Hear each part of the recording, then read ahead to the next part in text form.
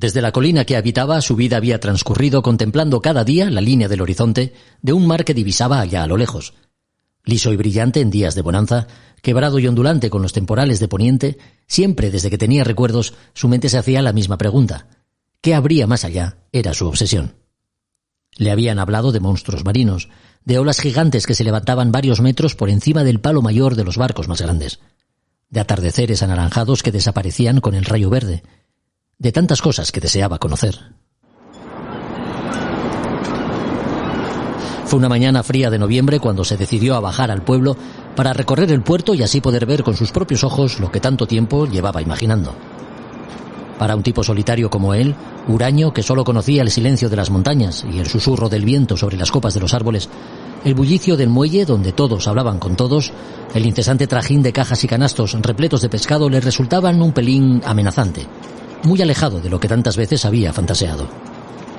Mujeres rematando las redes, niños correteando con pequeños peces en las manos prendidos por la cola, flácidos, corrillos de hombres conversando amigablemente sobre los pormenores de la jornada y barcos, muchos barcos. Amarrados en su mayoría, le llamó la atención el que en ese mismo instante doblaba la bocana en dirección al interior de la dársena. Una nube de ruidosas gaviotas coronaba su palo mayor, sin duda atraídas por el volumen de capturas que rebosaba sobre la cubierta. Lenta, perezosamente, el barco avanzaba impulsado exclusivamente por el velacho de proa, que al socaire del malecón apenas lo dejaba con arrancada. Durante un breve instante disfrutó de aquella estampa tan marinera. Luego, dándose media vuelta, emprendió el camino de regreso a su colina. Al calor del yar y para siempre, viviría afligido por aquellos recuerdos que a diario conjuraban la soledad de la montaña tan alejada de lo que una vez, con asombro, descubrió entre las gentes de mar. A Son de Mar, el podcast para marinos y amantes de la navegación.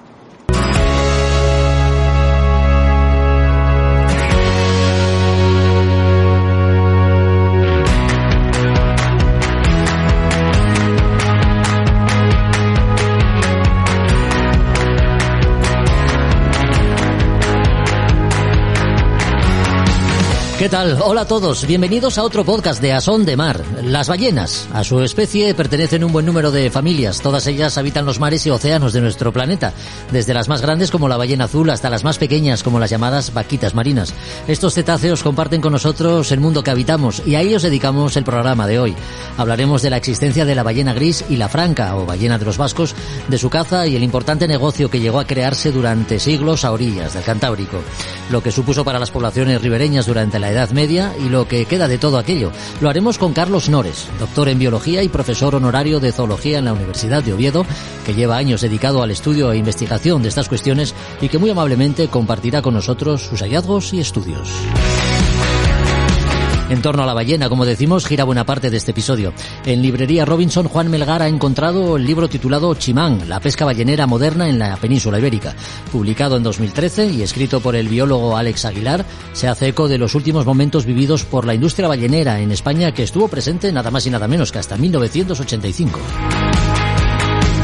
El Museo Marítimo de Asturias expone arpones y utensilios que llegaron a emplearse no en la caza de ballenas, sino en la del delfín. Eran otros tiempos. De ello hablaremos con José Ramón García, su director.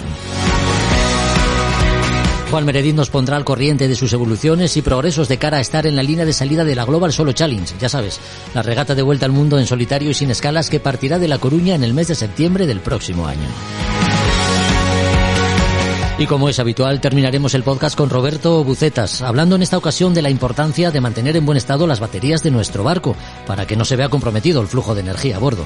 De la importancia de las baterías y otras fuentes igualmente importantes como las placas solares o los aerogeneradores, que tan útiles pueden resultar a la hora de ayudar a la recarga de nuestras baterías precisamente, trataremos en el último tramo de este podcast que ya comienza.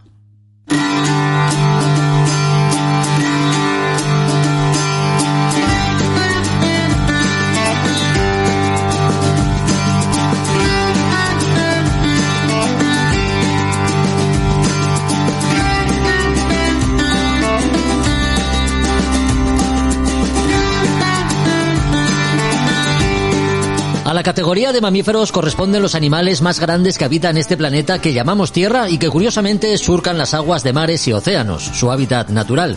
Hablamos en el podcast de hoy de ballenas, concretamente de la presencia de ballenas en el mar Cantábrico a lo largo del tiempo, lo que supusieron para una industria ya desaparecida, cómo se efectuaba su caza, estrategias, embarcaciones empleadas, o si fueron los vascos sus más avezados cazadores, o si era un tipo de captura peligrosa. A algunas de estas cuestiones daremos respuesta con Carlos Nores, doctor en biología y profesor honorario de zoología en la Universidad de Oviedo, estudioso de la materia que nos ha llamado tanto la atención y en la que queremos profundizar. Así que vamos a ello. Carlos Nores, muy buenas. Muy buenas. ¿Cuánto tiempo dedicado a la presencia de cetáceos en el Cantábrico, Carlos? Bueno, pues la verdad es que empecé a trabajar en ello, yo creo que a finales de los 70, y bueno, desde entonces prácticamente no lo he dejado, aunque bueno, hubo momentos de más intensidad y otros de menos. Sí. Quizá es un estudio que no se termina nunca, ¿no? Efectivamente, o sea, es un interés personal, y entonces eso hace que siempre que se pueda y que haya oportunidad volvamos a él y vayamos descubriendo nuevas cocinas. Lo más sensato es empezar las cosas por el principio, una máxima que usted ha seguido en este caso, ¿no? Fue la aparición en Gijón de una escápula de ballena gris con 2.300, 2.400 años de antigüedad lo que despertó su interés por la presencia de cetáceos en el Cantábrico. No, ya la cosa venía de antes, y como venía de antes, pues llegó a mis manos esa información. Lo más curioso es que siempre pensamos, al principio, antes de tener todos los datos, imágenes de la escápula, pues pensábamos que esto podría ser la llamada ballena de los vascos o la ballena franca del norte, que era la presa habitual de los balleneros en la Edad Media. Pero claro, estábamos hablando de un periodo incluso prerromano, anterior a nuestra era, siglo III o IV antes de Cristo. Y entonces pues empezamos a indagar y llegamos a la conclusión de que podría tratarse de otra especie, la ballena gris, que en aquel momento prácticamente nadie aquí pensaba que podía haber existido, y de hecho fue el primer dato que se pudo confirmar de presencia de esta especie en aguas ibéricas. Pero de todas maneras, aunque en el año 2000 hicimos, en la monografía que trata sobre las excavaciones arqueológicas de la Campa de Torres, hicimos la propuesta de que nos parecía que era de ballena gris. La confirmación definitiva no llegó hasta prácticamente 2015, donde pues hubo una oportunidad de confirmar la identificación a partir de técnicas moleculares muy recientes, muy actuales, que por fin confirmaron efectivamente que era ballena gris. Y en la publicación que se hizo no solamente se hablaba de esta, sino también de la presencia de otras ballenas grises y de otras ballenas francas en el entorno de Gibraltar, pero ya en época romana, entre el siglo II y IV de nuestra era. Entonces esto era realmente una cosa que a mí me parece importantísima, porque a partir de los datos históricos, como tú bien decías en la presentación, se pensaba que habían sido los vascos los primeros en capturar ballenas, a partir de datos históricos, de fuentes históricas escritas. Pero la arqueozoología está describiendo o está revelando una nueva historia, una nueva perspectiva, un nuevo punto de vista que nos retrae mucho más atrás en el tiempo, y nos habla no solo de una especie, sino de dos, que serían las que eran capturadas en esta época. Aparte del ejemplar al que pertenece esta escápula, o del tiempo que estamos manejando, ¿no? Esos 2.300, 2.400 años de antigüedad, ¿qué más nos dice esta pieza, Carlos? ¿Sabemos a qué, emplazamiento correspondía? Sí, apareció en las excavaciones del Castro de Noega y en la Campa de Torres, ¿sí? Y lo lo que nos sugiere es que Gijón en aquel momento era muy diferente a como lo es actualmente.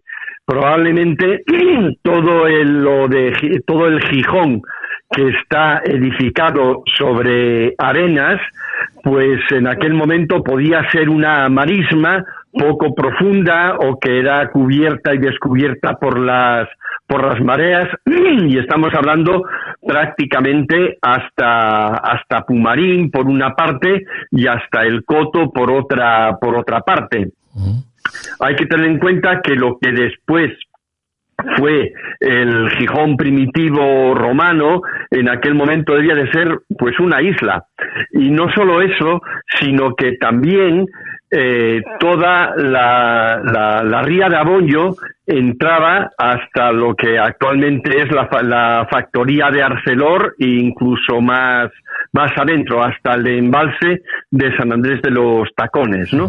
Entonces, eso constituía un hábitat especialmente apropiado para la ballena gris, que es la más costera de todas las ballenas y que para protegerse de las orcas cuando las hembras paren buscan aguas muy poco profundas, aguas someras, aguas muy tranquilas, como debía de ser en Gijón en aquel momento, los alrededores de lo que actualmente es la ciudad y la zona esta también de Beriña. Bueno, aparte de los datos que revela esta escápula encontrada en el castro de la Campa Torres, muy próximo a Gijón, que además se considera origen de la ciudad, el interés le ha llevado también a estudiar la ballena franca, como ha mencionado, una especie también extinguida en el Cantábrico, pero en torno a la cual, y desde la Edad Media hasta el siglo XVIII, digamos que se creó una lucrativa industria en toda la cornisa cantábrica, ¿no? Efectivamente, la industria ballenera probablemente fue el sustento de una economía costera muy importante por una razón. El problema de comercializar la pesca en los puertos pesqueros era que no había forma de conservar el pescado, sobre todo en determinadas épocas del año más calurosas. Sin embargo, las ballenas, lo que se hacía era extraer el aceite no solo de su capa adiposa, que está por debajo de la piel, sino también de la carne y de los huesos, para obtener un aceite que podía ser almacenado en barricas y vendido posteriormente por toda Asturias, incluso por todo el Reino de Castilla, e incluso también se exportaba a países del norte de Europa, fundamentalmente a Inglaterra, a Flandes, a Holanda, etcétera, donde este aceite se utilizaba como combustible de las lámparas porque no producía ni olor ni humo. Entonces era de un enorme interés para iluminar las casas, los castillos, puesto que en los sitios donde no había aceite de oliva donde pudiera realizar esta función, pues el aceite de ballena servía exactamente para lo mismo, ¿no? Y entonces eso facilitaba mucho el comercio y hacía que se pudiera convertir más fácilmente en dinero contante y sonante, de economía circulante, que el propio pescado. ¿Y cómo se hacía la captura de ejemplares de ballena franca? ¿Siempre con técnicas de caza, digamos, o los varamientos eran habituales y de ellos también se aprovechaban los pueblos costeros? Bueno, en un principio cabe suponer que los varamientos serían mucho más abundantes que bueno, por supuesto en la actualidad que esta especie ya ha sido extinguida, pero incluso que los varamientos de otras ballenas que podemos ver hoy, porque la ballena franca también era un animal bastante costero y si la población era muy grande antes de empezar o antes de desarrollarse el proceso, digamos, industrial en la Edad Media, pues las poblaciones serían relativamente abundantes y se estima que aproximadamente el 1% de la población vara cada año, ¿no? Entonces sí se utilizaban los animales varados, pero la grasa no tenía el mismo precio y los impuestos que había que pagar por su utilización tampoco eran los mismos que si se mataba la ballena. Las ballenas varadas eran más fáciles de obtener, daban un aceite de peor calidad porque enseguida se deteriora la carcasa de la ballena, empieza ya a oler al cabo de algunas horas, mientras que los animales que cazaban proporcionaban animales completamente frescos que daban aceite de la mejor calidad. La forma de avistarlos era a través de las atalayas. En casi todos los puertos del norte de la península ibérica hay topónimos de atalaya en lugares elevados a 20, 50 o 80 metros sobre el nivel del mar, que se veían desde el puerto y desde donde se avisaba cuando se divisaba una ballena para que salieran en unas lanchas con 4 remeros, un patrón y un arponero a perseguir a las ballenas y, si tenían suerte, darles muerte, remolcarlas a tierra y posteriormente extraerles el aceite. La captura de ballena franca era algo habitual en todo el Cantábrico, ¿no? En Gijón, sin ir más lejos, a la popular Cuesta del Cholo también la conocemos como el tránsito de las ballenas, ¿no? Efectivamente, sí. Claro, porque ahí estaba la casa de las ballenas, sí. Con los hornillos, los infiernillos que se llamaban, donde se metía la grasa para obtener el aceite. Sin embargo, la ballena franca también se la conoce, lo hemos mencionado, como ballena de los vascos. Por algo será, ¿no? De hecho, muchos municipios vascos tienen en su escudo el relieve o el dibujo de una ballena. Efectivamente, pero yo creo que los vascos, si no fueron los primeros en empezar este tipo de pesca, que yo creo que a la luz de la información actual ya no se puede sostener esta hipótesis, sí fueron los que organizaron mejor la industria, sobre todo a partir del siglo XVI en adelante, con las grandes expediciones a Terranova, con capital vasco, con embarcaciones vascas, con tripulaciones vascas, cántabras y asturianas, y en el País Vasco había un dinero que permitía que funcionase una especie de capital que se podía invertir en estos procesos, probablemente gracias al hierro de Bilbao, que proporcionaba, digamos, dinero por su exportación a Inglaterra, y entonces esto hizo que cuando ya la ballena estaba en declive porque sus poblaciones ya habían disminuido mucho, hubo muchos empresarios balleneros que revitalizaron esta industria en esta época. Ya estamos hablando del Renacimiento, fuera de la época medieval, pero durante la época medieval se cazaban ballenas vascas desde San Juan de Luz hasta la Costa da Morte en la provincia de La Coruña. Llegar a Terranova en aquellas embarcaciones tiene su mérito, en cualquier caso. Pues sí, había técnicas muy depuradas, ¿no? Yo, como antes también comentabas el tema de la peligrosidad, yo creo que eran unos profesionales tan excelentes, sí, que el mayor riesgo, yo pienso que no estaba en dar muerte a la ballena, porque sabían muy bien cómo hacerlo corriendo el menor riesgo posible. Para mí, el mayor peligro estaba en la mar. Ya. En la mar, lo mismo pescar merluza que pescar o cazar ballenas, ¿no? Porque la mar, como se sabe, es muy traidora y hay momentos en que en poco tiempo pueden cambiar las condiciones y, claro, matar una ballena no era algo que se hiciera en 10 minutos precisamente, sí. Era algo que llevaba su tiempo. Las ballenas podían arrastrar los botes hacia mar adentro y luego, claro, podía haber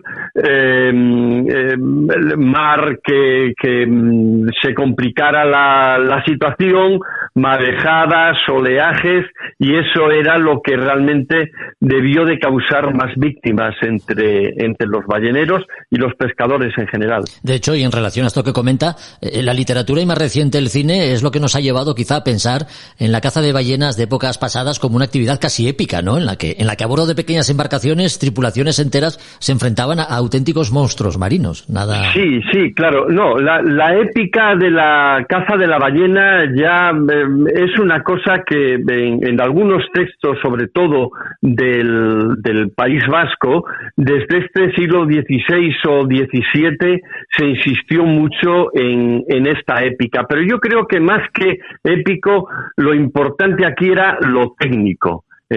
Y claro, evidentemente para las películas e incluso para los documentales, generar un ambiente de tensión dramática es fundamental. Y no voy a hablar, de Moby Dick, una novela que para los americanos es como su Quijote, ¿no? Y Herman Melville es como nuestro Cervantes allí. Entonces, evidentemente, la dificultad era importante, y además eso yo creo que nos dio una perspectiva que deformó un poco la realidad, como siempre sucede con la narrativa, sea literaria o sea cinematográfica. Carlos, ¿y qué técnicas de caza se seguían? Porque digamos que era una especie de pesca artesanal alejada de los grandes balleneros que conoceríamos ya en el siglo XIX, ¿no? Claro, sí. Se localizaban desde tierra, desde estas atalayas, se daba el aviso por distintos procedimientos, tenía que haber un sistema de lenguaje que no está muy claro cuál era, si eran señales de humo, si eran señales de sonido, para indicar no solo que había ballenas, sino en qué dirección estaba la ballena y cuál era la dirección que seguía el animal para poder atajarlo, porque claro, no se ve igual desde la atalaya que desde el propio nivel del mar, ¿no? Entonces salían, ya digo, eran botes con una tripulación de 6 personas, y entonces cuando había un sistema reglamentado para que no se estorbaran unos a otros, ¿no? Entonces había un derecho de lanzar el primer arpón, el primero que llegaba, y los otros se mantenían en una posición más retrasada. Y solo cuando este arpón se clavaba en la ballena, podía llegar una segunda embarcación a lanzar un segundo arpón para trincar mejor a la ballena. El arpón no era el que mataba al animal. El arpón solamente servía para engancharlo y que no se escapase. Luego se mataba con una especie de lanzas llamadas sangraderas que se intentaban clavar por detrás de la aleta pectoral para llegar al corazón o los pulmones, y así producir el colapso del animal. Pero claro, una vez que se clavaba algo, tenían que girar a toda velocidad para que con los espasmos y la defensa de la ballena no hundiera el bote.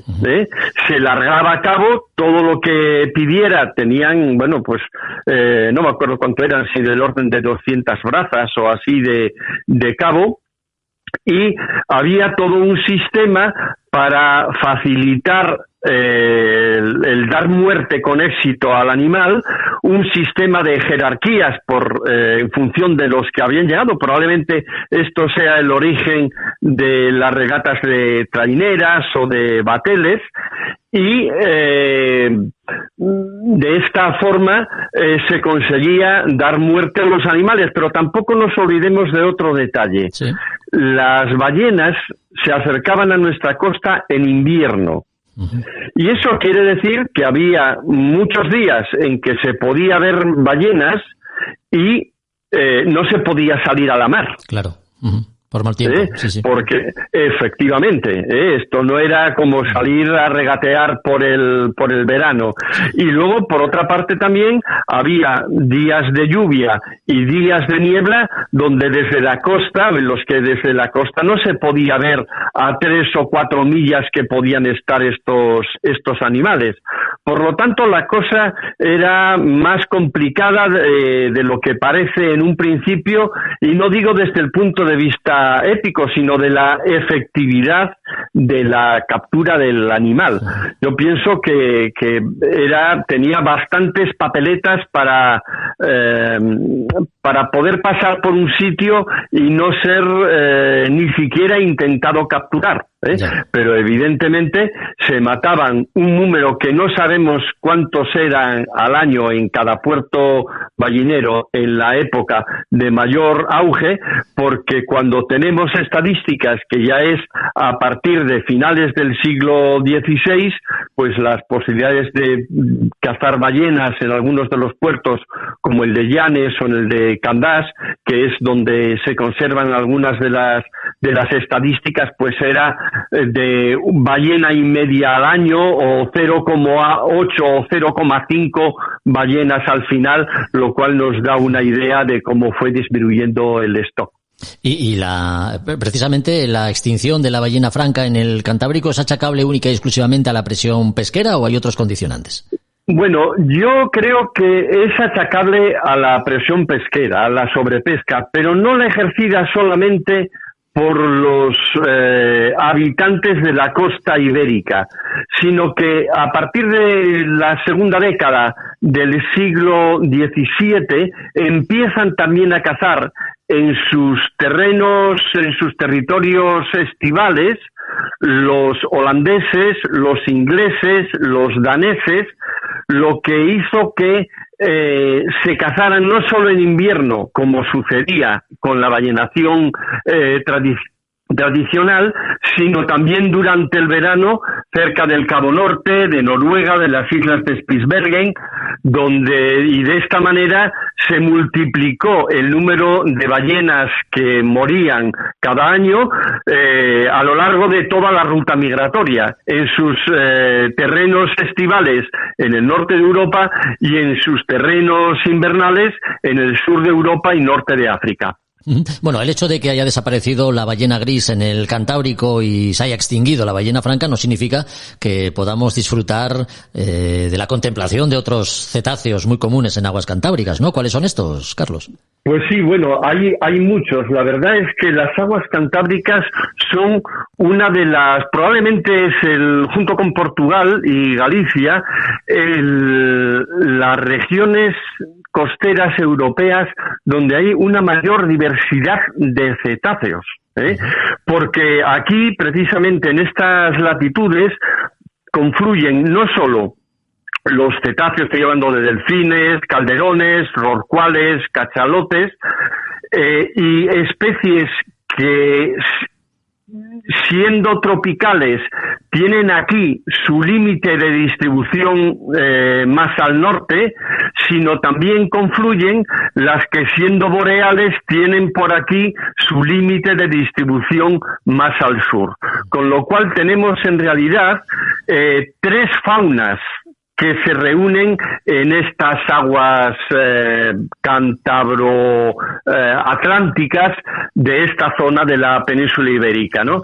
Entonces, bueno, la especie más frecuente en este momento es el delfín común, luego también el delfín rayado y luego otras muchas especies que son más escasas, como, bueno, pues el delfín mular y otra serie de especies, algunas bastante raras que hay pocos datos sobre su presencia y sobre su identificación, y algunos de ellos precisamente están en estas costas.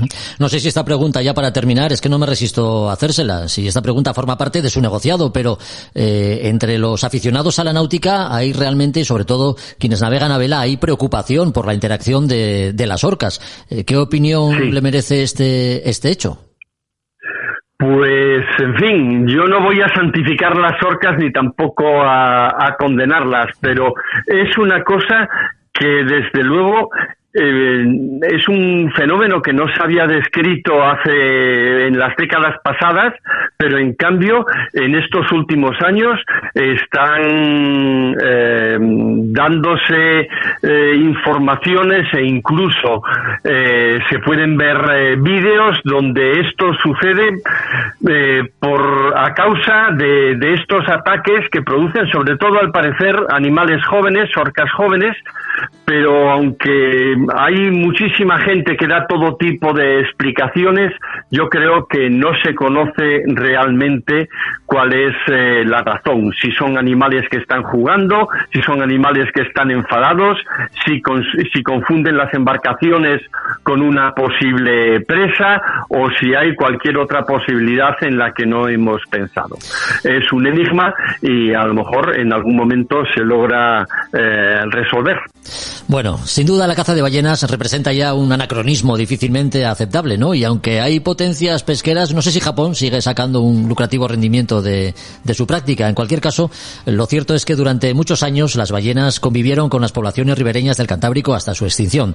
De la presencia de estos imponentes cetáceos hemos hablado con un experto en la materia, con Carlos Nores, a quien agradecemos mucho su visita. Carlos, muchas gracias. Un abrazo. Pues gracias a vosotros.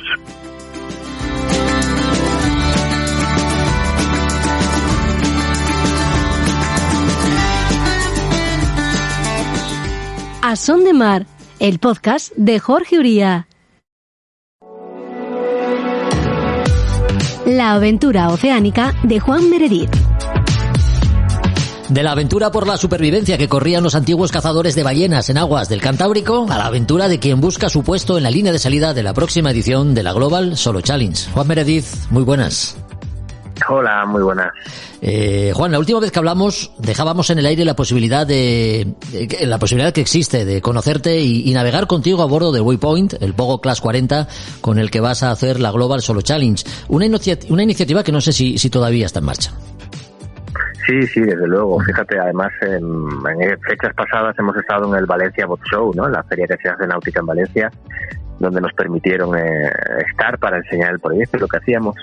Y bueno, hubo muchísima gente que pasó por allí. El barco además estaba decorado de una forma muy particular y, como dicen, fue la fotografía del certamen y hubo mucho interés. Es verdad que luego el tiempo no ha acompañado nada aquí en Valencia. Ya era hora que lloviera. Sí. En este caso, bienvenido era.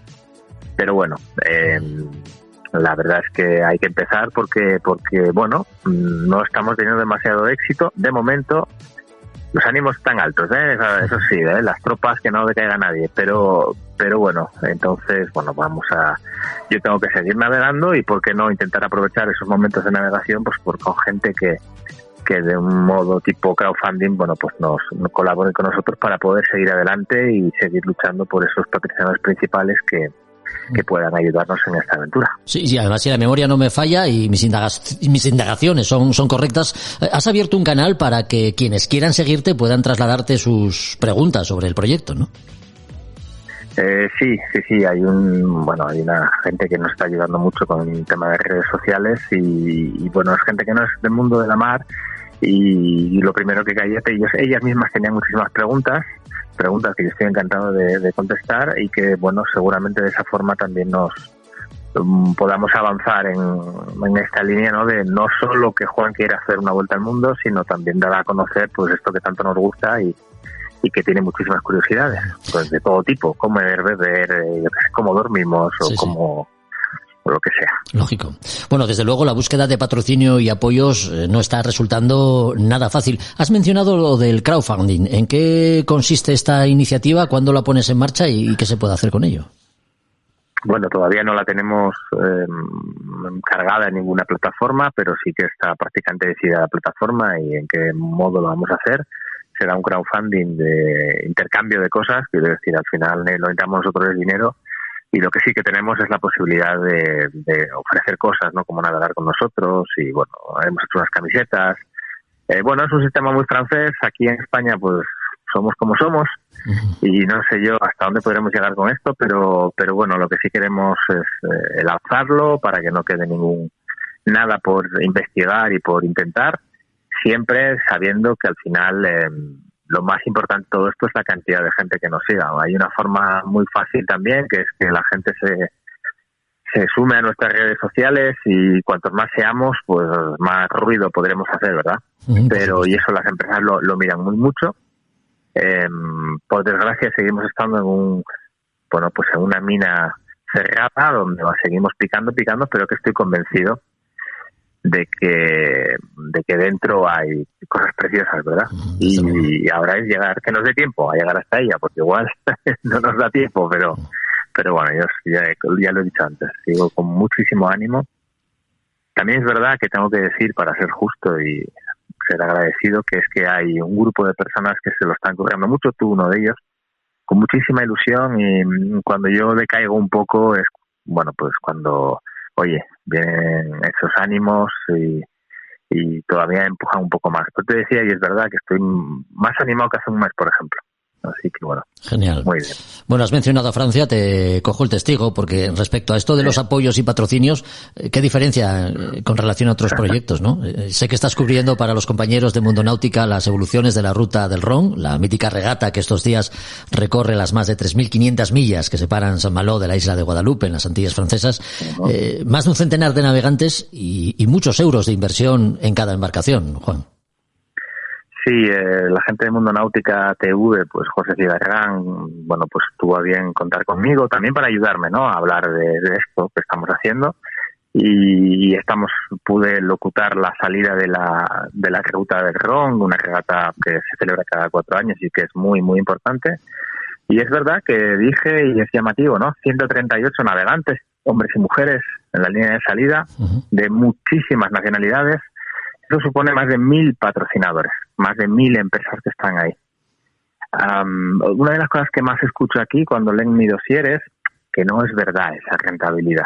Bueno, es tan sencillo decirlo como decir yo que sí la hay. Ahora bien, debemos estar tremendamente equivocados, debe estar el mundo, el planeta, muy equivocado cuando todo el mundo gasta dinero en esto.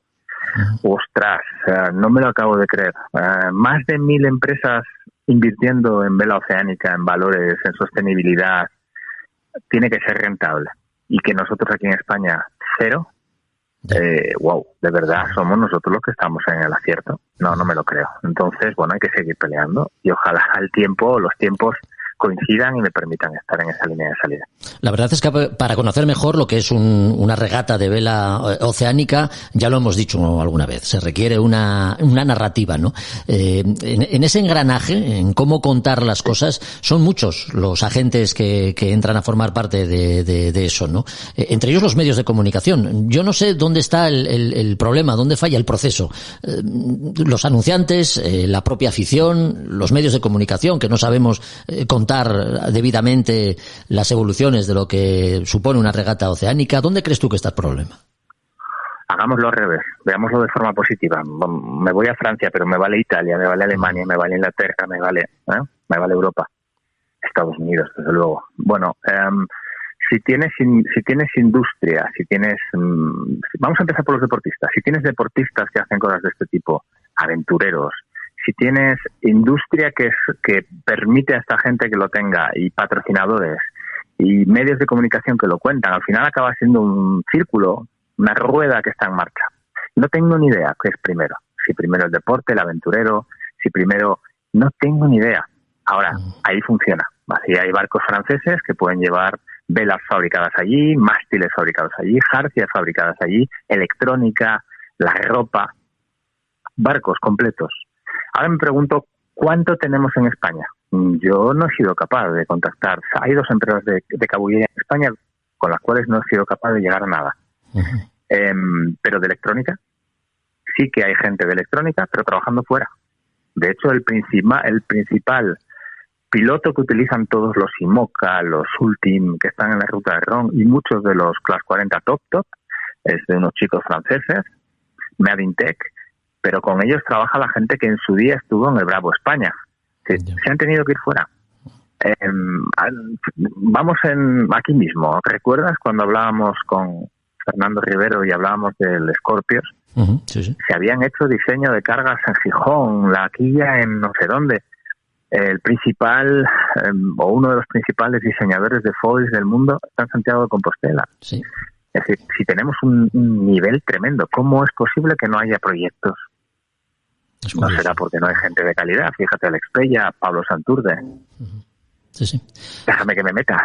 Yo también, ¿sabes? Sí, claro. Pero al final, ¿por qué las empresas no ven que aquí hay rentabilidad? Bueno, podríamos hablar de que cuánto bien y cuánto mal han hecho las ayudas fiscales tal cual las teníamos. Tal cual las teníamos. Y yo hice una Barcelona World Race gracias a esto, desde luego. Pero no se contaban historias, no había narrativa. Y al no haberla, pues está muy bien. Valores para rellenar webs y seguramente para encontrarlos en otros sitios donde hay más televisión, donde se cuentan otras historias. Sí. Bueno, pues yo sigo R que R para que esto que tiene una, y lo voy a decir, una tinte de pijoterismo y de elitismo, este mundo náutico, que no es real, porque diría lo mismo de los coches. Habrá gente que tenga Ferraris y gente que tenga un Clio de hace 20 años. Y los dos tienen coches. Entonces, dicho eso, que hay que decirlo de vez en cuando, bueno, pues hay que seguir peleando, porque si no soy yo, pues que sea una chavala o un chaval que venga por detrás y que sea capaz y que no tenga tantos problemas y que tenga una historia que contar que sea vendible, y como vendible que sea, y alguien que la compre y empiece la rueda. Y igual ahí, a partir de ahí, seamos capaces de ver que los medios están, que la industria está, que, ¿sabes? Sí. Así que mira. Bueno, este es un tema del que seguiremos hablando seguramente en próximos capítulos, pero antes, y sin querer robarte como reportero de Mundo Náutica, ya que sigues a diario la evolución de la regata, la ruta del Ron, ¿cómo van las cosas? Porque es noticia de actualidad el trimarán que embarrancó aquí en Aladeira, ¿no? En la playa del municipio de Ribeira, en Galicia. Pues mira, ya me has dicho tú algo que yo no sabía, porque voy mirando, a veces olvidamos a los que van por detrás. Está siendo apasionante. La parte, digamos, de los 3 primeros llegan mañana ya. El primero, yo sigo diciendo que va a batir el récord actual, que si ahora hablo de memoria, son 7 días, 14 horas, y ya no me acuerdo de los minutos, pero estoy seguro que van a bajar de ello. Pero hay que pensar que tiene una penalización de 4 horas porque se salió en la salida. El Gitana, y ahí está la cosa. Están a punto de afrontar ya lo que es la vuelta a la isla de Guadalupe, que hay que entrar desde el oeste hacia el este, hay que dar la vuelta, y a partir de ahí está tremendamente complicado. Es verdad que los Ocean 50, los trimaranes de 50 pies ya están también en los alisios, pero hace un momentito estaba mirando que IMOCAS, bueno, algunos están ya ahí también, pero Class 40 están todos peleándose con otro frente que entra. Bueno, está muy dura, y por detrás, pues barcos cada vez más lentos se siguen comiendo temporal tras temporal. Ha tenido una explosión uno de los IMOCA, han caído 1, 2, 3, 4, unos 5 o 6 mástiles, ha habido accidentes de toda índole, bueno, pero todos continúan cuando pueden, reparando lo que pueden, y al final, pues como buenos marineros y marineras que son, pues bueno, cuando ya no se puede, pues hay que buscar camino a casa o que te ayude alguien, y otro año será.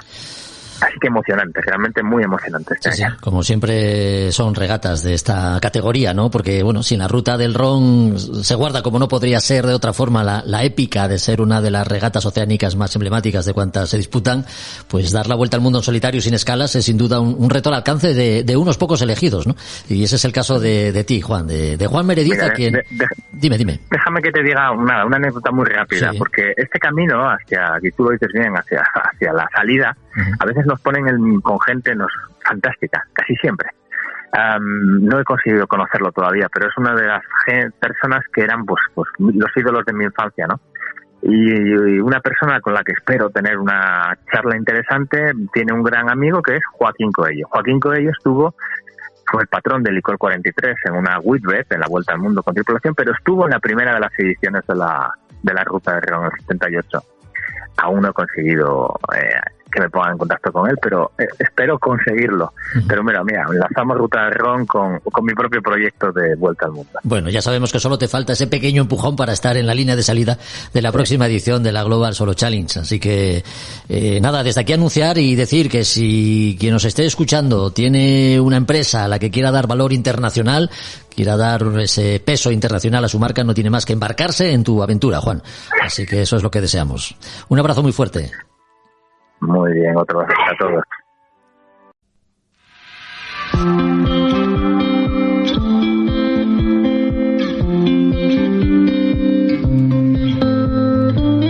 Nos sorprendió la galerna famosa del 61, pero aquello era en montes, no era mar. Íbamos escuchando por la telefonía que se hundió el Pepín, que el Josefina Rodríguez de Candás, un barco nuevo, hermoso, precioso, de vapor, llevó el puente con el patrón de costa adentro. La galerna del 61. Ay, no se me olvida. Jesús Gutiérrez, más conocido como Suso, el de la Emperatriz, a sus 95 años, todavía sale a pescar en su pequeña embarcación.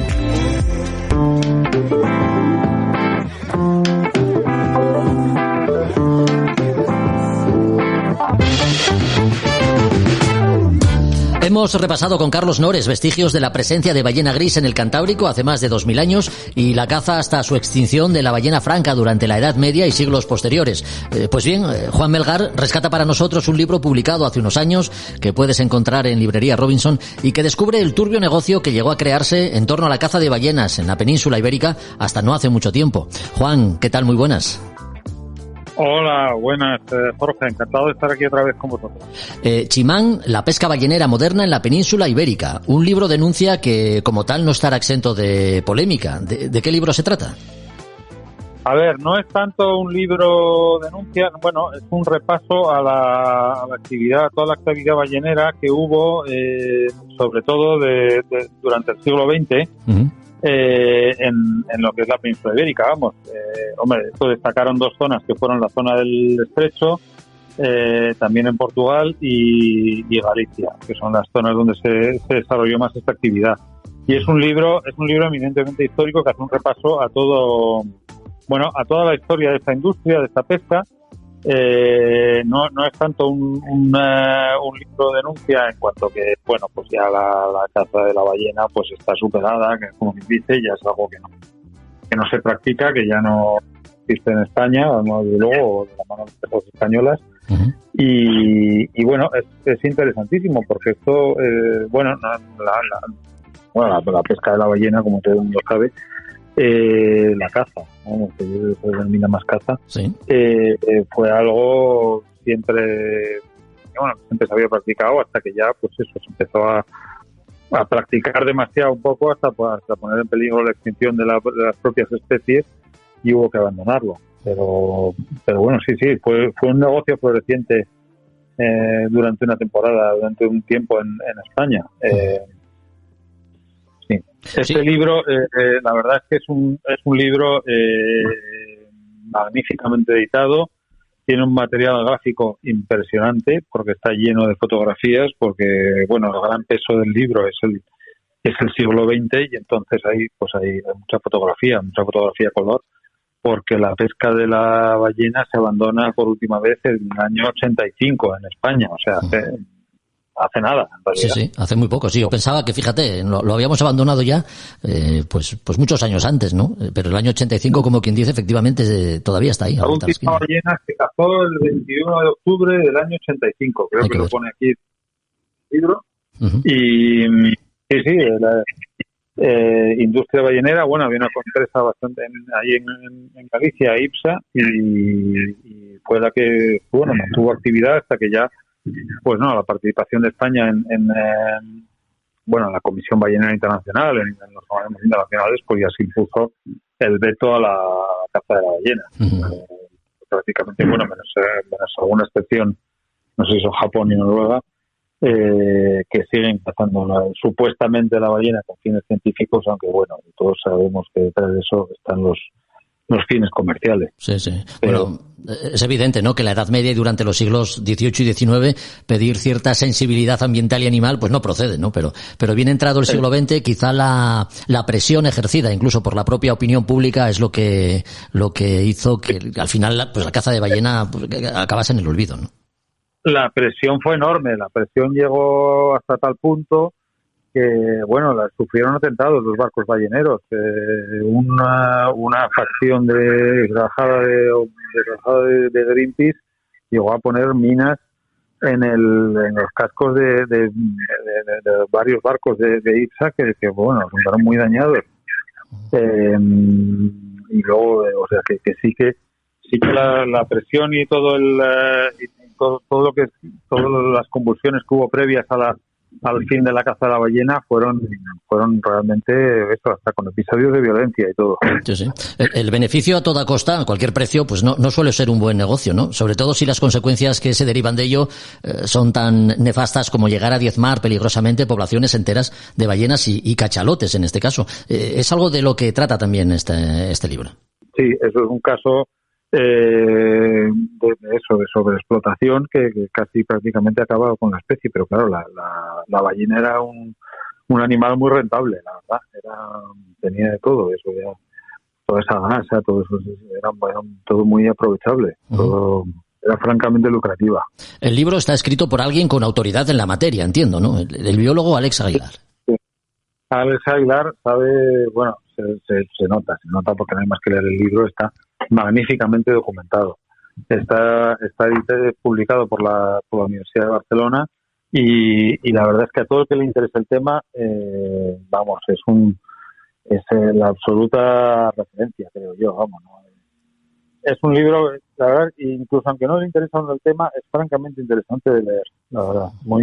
Está muy bien escrito, está eso, magníficamente documentado y con todo tipo de información y el material gráfico es impresionante, porque es que las fotos de las ballenas siendo cazadas, de un animal tan majestuoso y es que son francamente espectaculares, la verdad. Son Sí. ¿Recoge testimonios de toda la península ibérica o se centra en zonas muy concretas? Bueno, las zonas donde más se dio esto pues es Galicia, donde estaban los principales factorios, que son Galicia y en el Estrecho, en Getares y en Caneliñas, ahí en Galicia. Y bueno, ahí se ve toda la historia de esta industria hasta el final, que ya los barcos se van al desguace y como, bueno, una curiosidad también, que como suele pasar muchas veces como pasa en España, uno de los últimos barcos balleneros que era a su vez de origen noruego, lo rescataron los noruegos del desguace, se lo llevaron a Noruega y allí lo tienen de barco museo. Ya. Como muchas veces nos pasa, pues, en España no hemos sabido apreciar muchas veces este patrimonio marítimo como hemos tenido y conservarlo a flote, ¿no? O sea, tenemos magníficos museos navales, marítimos, etcétera, pero nos falta un poco esa pata, ¿no? De conservar pues barcos significativos, aunque no nos guste la caza de la ballena, pues es una cosa que hubo, que pasó, que es esto y se puede y que durante mucho tiempo pues tampoco era una actividad, digamos, como lo ponen ya hacia sus finales, que era algo ya no reprobable, sino que era algo admitido y era, pues se medía con otros estándares y con otros criterios. Desde luego. Bueno, Chimán, la pesca ballenera moderna en la península ibérica. Este es el título que ha traído para nosotros hoy Juan Melgar desde su librería Robinson, un libro que además pues nos viene como anillo al dedo, ¿no? Después de la charla que hemos mantenido con Carlos Nores al inicio de este podcast. Juan, para quienes quieran obtener este libro o cualquier otro a través de librería Robinson, ¿qué tiene que hacer? ¿Cómo se puede poner en contacto con vosotros? Pues la mejor manera es que nos vengan a visitar, porque aquí van a poder, poder ojear y curiosear a través de todo nuestro fondo y preguntar todo lo que quieran preguntar. Y luego el que no pueda, pues tiene nuestra página web, nauticarobinson.com, donde ahí puede ver también todos los títulos que tenemos disponibles. Y también si prefieren, pues quieren hacer alguna consulta concreta, nos pueden llamar por teléfono, nos pueden escribir un email y estaremos encantados de atenderles. Pues tomamos nota y así lo hacemos. Gracias, Juan, una vez más. Hasta el próximo podcast. Un abrazo. Muchísimas gracias, Jorge. Un abrazo.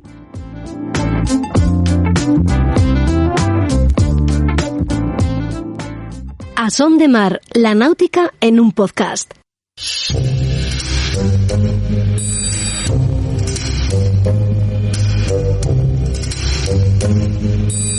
En A Son de Mar, historias del museo. El Museo Marítimo de Asturias tiene muchas historias que contar. Las traemos todas a este podcast de la mano de su director, José Ramón García, que siguiendo el hilo del programa quiere hablarnos de los instrumentos y útiles que guarda el museo y que un día sirvieron para la caza de delfines. Una práctica abominable en la actualidad, pero que en un tiempo, no sé si fue tan común como podamos pensar, desde luego existió. José Ramón, director, muy buenas. Hola, muy buenas. ¿De qué utensilios estamos hablando? Porque, bueno, no es por exagerar, pero si de cazar delfines se trata, no sé si estaríamos casi hablando de herramientas de tortura, como alguna vez los calificaste. La verdad es que sí, son arpones. Sí. Un arpón es efectivamente un arma incisiva y desde nuestro punto de vista actual es duro, es cruel realmente. Hay que tener en cuenta que delfines y ballenas son cetáceos, tienen huesos y sangre y lloran, ¿no? Porque delfines que emiten gemidos y se comunican y demás. Y en otro tiempo eso se cazaba, porque es una caza, es persecución y agresión con un elemento de acero que es un arpón. Ahora bien, si hoy estamos tan sensibilizados, con razón, desde luego, hay que tener en cuenta que en otra época los humanos eran poco más que los animales, es decir, hubo un tiempo en que la supervivencia estaba difícil y había que echar mano de todo. No tenían un huerto con lechugas ni tenían problemas de obesidad y todo eso, tenían hambre y el hambre acuciaba y en la costa mucho más, yo creo, porque los alimentos eran pocos, no había un crecimiento de la población, es verdad, los recursos eran abundantes, pero había pocos medios, miseria general, y entonces cazar un delfín, una toliña, como hablamos en Asturias y en más sitios, pues parece hoy una barbaridad, porque además orientaban a los pescadores y demás, pero había que hacerlo por mera supervivencia, de modo que hay que atemperar un poco las reflexiones. Hablamos de un tiempo en Occidente, porque date cuenta que en Japón todavía hay una importante industria vinculada a la comercialización del delfín, todavía a día de hoy, lo cual parece imposible. Sí, bueno, lo de Japón como lo de China es que comen cualquier cosa, ¿no? Realmente había que desencadenar una invasión gastronómica y llevar ahí a los mejores cocineros. Sí, siguen cazando ballenas, siguen cazando todo, no les importa la cantidad, no les importa el lugar, no hay santuarios ya donde se puede bucear. Eso realmente ya, desde el punto de vista nuestro, está fuera de época. Sí. Es un anacronismo que debiera terminar, ¿no? Y además es vomitivo, porque cuando uno ve imágenes de cómo suben a bordo de un barco un animal de esos, aquella cantidad de sangre, da repelús. Y no lo hacen por hambre, que es lo peor. Sí. Lo hacen, no sé si es por un lujo, no sé a qué cultura de que va muy bien, pero sí, es rechazable, es antihumano, ¿no? Sí, quizá la necesidad, fuese el hambre, ¿no? Ya lo has comentado, lo que llevas a cazar estos ejemplares de una especie con la que tenemos un vínculo estrecho, más allá de películas un poco lacrimógenas, ¿no? De hecho, en Asturias, y mi padre ha sido testigo de ello, la toliña, como la llamamos aquí, efectivamente, el delfín, se utilizó mucho para la pesca, es decir, como elemento que llegaba a descubrir o dónde estaba el bocarte, ¿no? Los grandes barcos de bocarte se descubrían gracias a seguir a los delfines, ¿así es? Sí, efectivamente. Igual que en otros sitios de los aviones o un tipo de predeterminado oriental, y claro, los patrones no tenían otra referencia, no podían saber nada y eso ayudaba. Y se respetó siempre. Se respetó, ya digo, salvo excepciones. Oye, ¿y las herramientas que tenéis y que exponéis en el museo son, entiendo que herramientas originales, pertenecieron a alguna embarcación? ¿Cuál es su origen? Bueno, pues ahí tenemos una colección de huesos de ballena histórica, de cazada antes del siglo XVII, ya hablamos de ello en una ocasión, indudablemente. Es una ballena, restos, una escápula, falange, una vértebra, un disco, que aparecieron semienterrados en la ribera, en el Luanco. Y eso tienen por lo menos 300, 400 años mínimo, ¿no? Entonces, esa época era la que verdaderamente la ballena venía a ser la que solucionaba muchos problemas, porque daba carne, daba grasa, daba huesos, daba saín. La grasa se utilizaba como aceite lampante en la iluminación de minas y demás, y era algo que aportaba. No, mira después, no digo el siglo XIV y XV, que no había todavía eso, pero tenía un sentido. Luego fue perdiéndolo y luego fue esquilmándose la especie, porque una ballena, para la comparación, es como una vaca. Una vaca no embiste, no turria. Una ballena simplemente pasó por el Cantábrico, hacia el este en una temporada, hacia el oeste en otra, paría, pasaba con las crías y no hacía daño a nadie, ni era de ningún tipo agresiva. ¿Qué pasaba? Que desde tierra, cuando se avistaba, no veían una ballena, veían como una vaca o como un gocho, es decir, algo de lo que poder comer y repartir entre mucha gente durante un tiempo, y salían a por ella. En algunos casos con extrema crueldad, porque si la ballena estaba recién parida e iba con el ballenato, iban a por el ballenato, porque sabían que llevándolo la ballena iría detrás. Entonces venía más cerca de la costa, y acababan con ellos. Claro, eso terminó extinguiéndose. Y hoy en el Cantábrico ya no hay la ballena vasca, ballena franca, ya no existe. Y para atacar, lo que hacían era, eso ya tan manillo que no sabe, un paisano, una atalaya, siempre en un pueblo, en Asturias, como la costa tan alta, siempre en algún sitio donde sea vista, y aquello de por ahí resopla, como decía el capitán Cap, ¿no?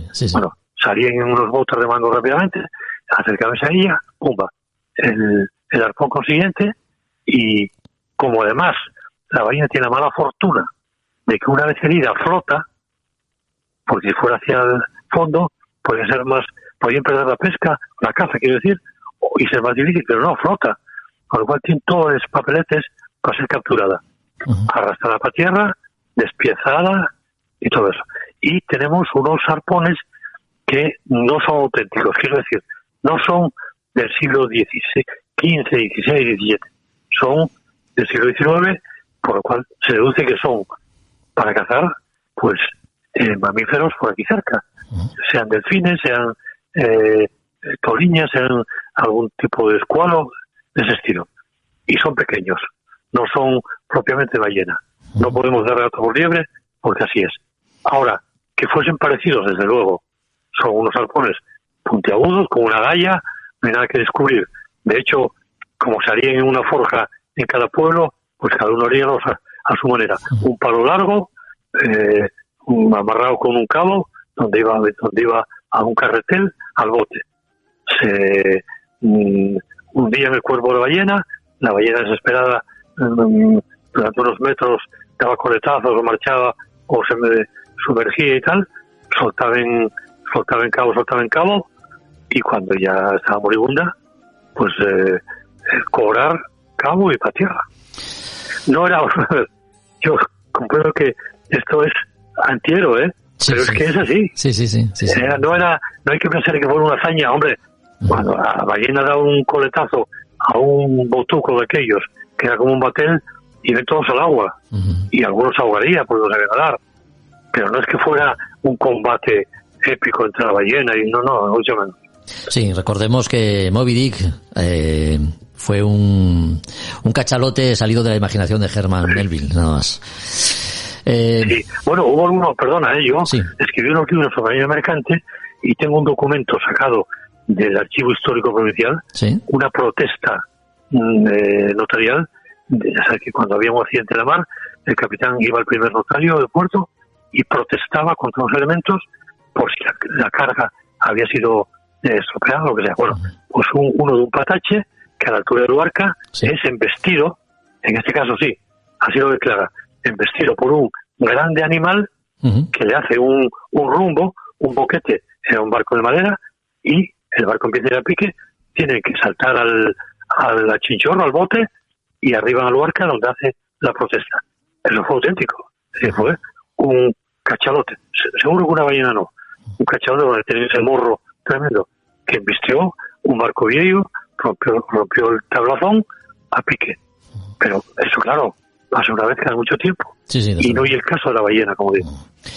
Delfines, ballenas, cachalotes, cetáceos en general, grandes mamíferos marinos con los que tenemos en común seguramente más de lo que podamos pensar. Desde luego su conservación y cuidado, como ocurre con tantas otras especies y espacios naturales, pues depende en buena medida de nosotros. De eso hemos hablado, en definitiva, siguiendo el hilo argumental de los instrumentos y utensilios que guarda el Museo Marítimo de Asturias en relación a la caza del delfín. También hemos hablado de esos huesos de ballena que, si no recuerdo mal, son de los más antiguos de Europa, ¿no, José Ramón? Bueno, aquí estuvieron unos investigadores de la Universidad de Vigo, el CENMA, que estudian precisamente los cetáceos, y sacaron unas muestras para datar exactamente qué género de las ballenas era, y la fecha y demás, y uno de ellos, gallegos, me dijo, oye, ahí tenéis una colección, no lo hay en toda España, ahí tenéis, y me dijo textualmente, o pórtico de la gloria, en huesos. Sí. Hombre, pues que lo diga un gallego, se agradece. Pero sí tiene mucho valor, porque hay muy pocos antiguos. Ballenas varando hay frecuentes, o rorcuales, pero una ballena que tenga 400 o 500 años, imagino, de 300 para arriba, ya digo, pues no es frecuente, y nos garantizan que tenemos la mejor colección de huesos de ballena. No tenemos un esqueleto completo colgando, vale, pero los que hay son espectaculares. Bueno, pues dicho queda, y emplazados también quedamos para hacer una visita al museo y poder contemplar estos huesos de ballena. Gracias, José Ramón, por tu visita un día más. Hasta el próximo podcast. Un abrazo. Un abrazo. A Son de Mar, el podcast para marinos y amantes de la navegación.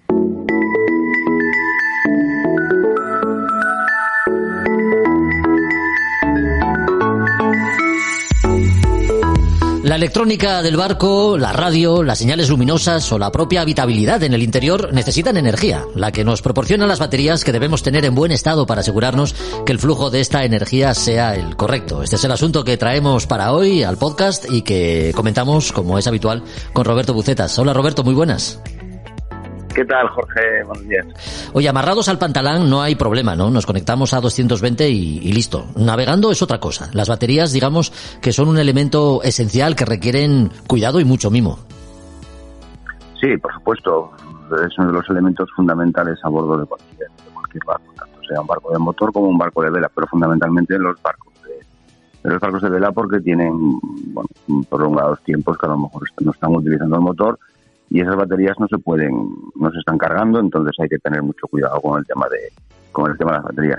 También hay que decir que, baterías, hablamos de baterías en general, pero hay muchos tipos de baterías, y hay que tener, correctamente diseñado el consumo que tenemos a bordo y el banco de baterías o lo que sería el parque de baterías que tenemos que llevar. Damos por supuesto que el barco, en su homologación de construcción, va a traer unas baterías y son las correctas y las adecuadas para este barco, los consumos que va a tener este barco y el uso que vaya a estar utilizado, sea motor o bien sea de vela, ¿no? Dentro de las baterías podemos hacer una clasificación desde lo que son las baterías clásicas de toda la vida, de plomo y abiertas, con lo que serían sus correspondientes tapones, con sus placas de plomo y su electrolito, batería de toda la vida con mantenimiento.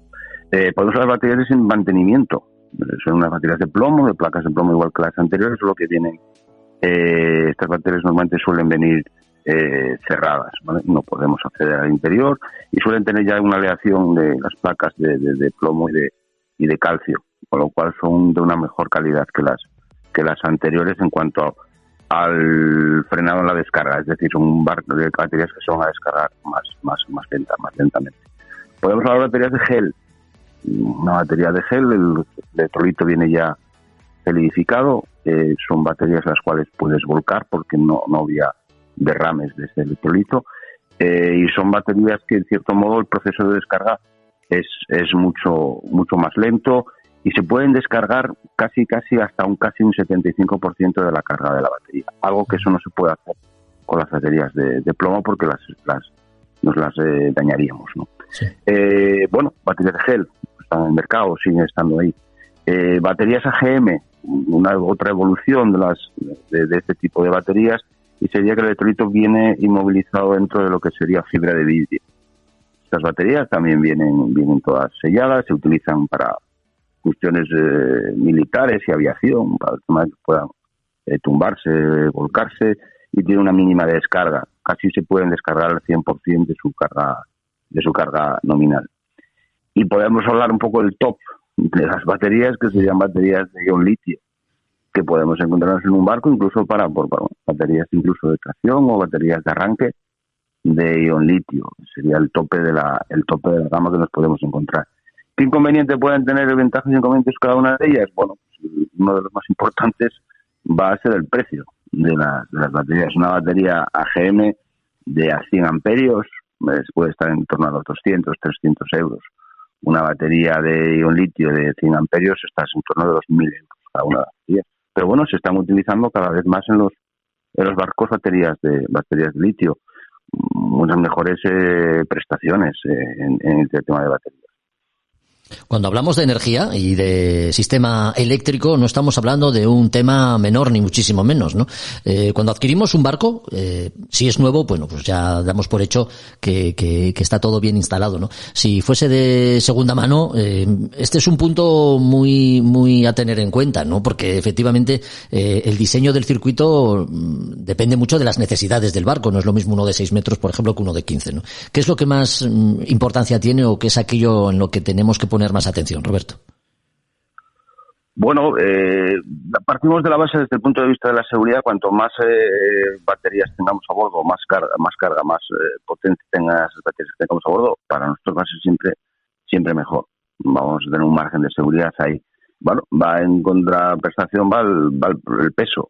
Si estamos montando baterías de plomo convencionales, pues bueno, no puedo estar cargando el barco con 8 baterías de 180 amperios, porque bueno, para un barco de 8 metros hay que buscar, bueno, el consumo que vamos a tener, el uso que vamos a dar a ese barco, y en base a ese uso del consumo que tenemos, y en base a ese consumo vamos a tener que montar unas baterías que lo lógico sea un barco estándar de vela de 10 metros, pues vamos a tener que tener un banco de baterías de arranque independiente y un banco de baterías de servicio independiente, y que podamos con un cortacorrientes conectar unas baterías a otras y acoplar en paralelo, es decir, juntar una batería con otra en el caso de que tengamos un problema en alguno de los bancos de baterías.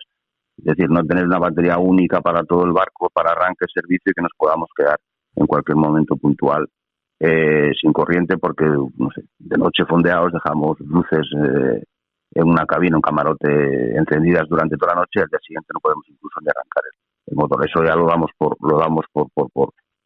por supuesto. Y todas las baterías tampoco no son iguales desde el punto de vista de la carga que nos van a proporcionar. Nosotros cuando vemos una batería miramos un poco ahí la etiqueta, la marca que ponga la batería, y pone siempre unas especificaciones, unas características de la batería. Nos pone una batería de 100 amperios hora y nos pone, no sé, 600 amperios a continuación. Eso sería el pico en arranque que puede llegar a darnos esa batería. Pues bueno, pues podemos tener esas baterías para arranque. Queremos picos altos, unas baterías que nos necesiten, que sé, para un molinete, para un winche, que ahora muchos barcos ya montan sistemas de winches eléctricos, o arranque, necesito baterías que me den un gran aporte instantáneo de carga, picos de carga altos, mientras que si queremos una batería para el tema de servicio de aparatos, de iluminación dentro del barco, lo que buscamos son 5 ciclos de descarga lentos. Vale, pues entonces cada batería va a ser un tipo de batería, no son todas las baterías iguales desde el punto de vista de lo que vimos antes, ni desde el punto de vista de lo que nos van a aportar esa carga que tienen, cómo nos la pueden aportar, ¿no? Eso es importante, eso, también saberlo. Oye, y además de las baterías hay una serie de fuentes con las que no podíamos contar hace unos años. ¿Cuál es la fiabilidad de las placas solares y los aerogeneradores, por ejemplo? Bueno, pues el tema fundamentalmente en barcos de vela, pues si vamos a estar en navegaciones un poco de altura y vamos a estar navegando a vela durante cierto tiempo, necesitamos algo que nos vaya cargando las baterías. Si no, lo que tendríamos que hacer, pues todos los días estar arrancando 2, 3, 4 horas el motor para el tema de carga de baterías. Existen sistemas de carga de baterías alternativos a los alternadores de los motores. Hablamos de los paneles solares, sí, es una de las alternativas que llevan mucho tiempo en el mercado y cada vez van siendo más eficaces y más baratos, que es una de las cuestiones que importa en todas estas cosas. Puedes conseguirte un panel solar ahora de 2 metros cuadrados por 100 y poco euros. Es decir, incluso empieza a haber paneles solares que son flexibles, que los puedes amoldar a la forma del barco en función de donde lo vayas a disponer. Son acciones interesantes. Pero bueno, si estamos navegando por climas en los cuales vamos a estar 3 o 4 días que no tenemos sol o está muy nublado, pues a lo mejor tenemos que tener alguna fuente alternativa y encontraremos pues los típicos aerogeneradores que vemos en la popa de los barcos. No tiene que ser ni uno mejor ni peor, son a veces complementarios estos dos sistemas de carga de baterías. Los aerogeneradores hay que buscar un poco cuál es el más adecuado de todos ellos, fundamentalmente en base a ruido, el nivel de ruido que pueden generar. A veces estamos en un pantalán, yo he estado en pantalanes con barcos al lado que estaban ahí de invernaje y con el aerogenerador montado, lógicamente para el tema de carga de sus propias baterías, y metían un ruido que aquello cuando soplaba un poco silbaba aquello que no quería yo pensar lo que puede ser navegar con eso siempre ahí girando. Hay que buscar cuál es el adecuado, que nos dé el estado de carga para nuestras baterías y que no sean muy molestos, ¿no? También podemos encontrarnos hidrogeneradores, que cada vez se están encontrando más. Antiguamente eran una especie de hélice que íbamos arrastrando por la popa y en la actualidad ya son de cola, que podemos ver en muchos barcos así un poco oceánicos o barcos ya ni tanto, que hagas travesías un poco así de unos 2 o 3 días y ves una especie de cola en la popa como si fueran fuera borda de estos eléctricos ahora modernos. Uh-huh. Y es un hidrogenerador que son muy eficaces para el tema de carga de baterías. Sería otra alternativa que se está montando cada vez más. Uno de los problemas de estos hidrogeneradores de cola, bueno, pues el coste de estos hidrogeneradores. Uh-huh. Pues 3.000 y 5.000 euros puede costar un aparatito de estos ahí para tener la carga de las baterías. Placas y aerogeneradores se siguen montando y suelen ser bastante eficaces y de precio más o menos más contenido. Y si no, podemos hablar incluso de pilas de combustible que podemos encontrarnos para el tema de carga de las baterías. Es decir, en el mercado hay mucha oferta para todo este tipo de mantenimiento y carga de baterías, por supuesto, ¿no? Pero bueno, hay que buscar un poco lo que necesitamos, el presupuesto que tenemos y cuál va a ser lo más eficaz para el uso que le vamos a dar, ¿eh? No tiene por qué ser unas cosas mejores que otras. Hay que mirar un poco nuestras necesidades, que a veces, bueno, si estamos haciendo una navegación en un barco así, que hacemos salidas de día, pues bueno, pues con la carga del alternador del motor, pues no necesitamos ningún sistema alternativo. Nos planteamos ya hacer travesías, pues bueno, nos planteamos en tener algún sistema alternativo para cargar las baterías. Y las baterías hay que cuidarlas, no es algo que está ahí y me acuerdo de ellas cuando me pongo a arrancar el motor y no arranca. No, hay que tener un mantenimiento de estas baterías, hay que estar encima de ellas constantemente, porque un día pues el disgusto que podemos tener es un disgusto grande, ¿no? Está claro. Sin duda la electricidad a bordo es todo un sistema, ¿no? Un sistema complejo y vital de nuestro barco que requiere, como comentamos, cuidado y mimo. Por eso hemos querido poner un poco de atención en este asunto tan importante con Roberto Bucetas. Gracias, Roberto, una vez más. Hasta el próximo podcast. Un abrazo. Un abrazo a todos. Bueno, pues hasta aquí otro episodio más de A Son de Mar. Recuerda que puedes seguirnos en cualquier plataforma de audio y que si te gustan los contenidos que proponemos, los compartas con quien, como nosotros, son aficionados a la navegación y la náutica. Volvemos en 15 días. Hasta entonces. Adiós. A Son de Mar, la náutica en un podcast.